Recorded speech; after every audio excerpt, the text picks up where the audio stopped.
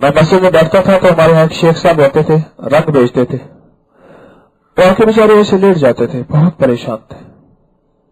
मैंने तो उनका हाल वाल पूछा, मुझसे प्यार करते थे, मैं छोटा था वो बहुत बड़े थे, फौत हो गए। तो मैंने हाल वाल पूछा, मुझे कहने लगे मैं रात को 2-2 बजे दुकान पे आता हूँ, ताला मैं भूल गया होगा, फिर चेक करता हूँ।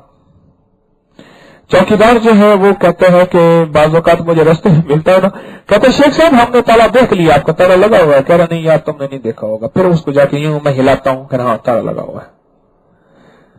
ज़हन में ये वसवसा है, ताला लगा हुआ है। मेरा हाथ पाक नहीं हुआ। अब जो पानी में धो रहा, धोते पानी मेरा इस्तेंजा नहीं हुआ, मैं नापाक हो गया। ये बर्तन उठाया, खुद धोया, चम्मच खुद धोया, अपना गिलास खुद धोया और खुद धो के पानी पिया, खुद धो के किया। चारपाई को हमारे एक रिश्तेदार हैं, वो चारपाई को कास्टिक सोडे से धोती है। एक माई बैठ गई चारपाई पे, कास्टिक सोडे तेजाब से चारपाई धुल रही है। उस बांध का क्या बना? आम पानी से धोना तो आम सी बात है ना, कि वो फला मिलने वाली आई थी और चारपाई भी मेरी बैठी है, अब चारपाई धुल रही है, तो बांध का क्या बना? ये नफ्सियाती बीमारियां हमारे मुआशरे में बढ़ रही हैं।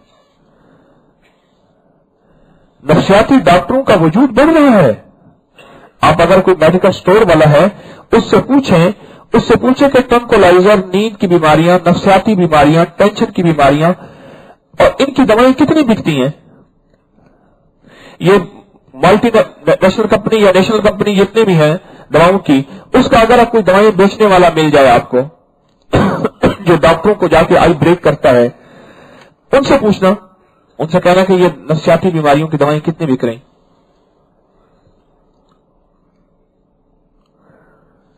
चाश्त की नमाज में नफ्सियाती बीमारियां पागलपन का इलाज है।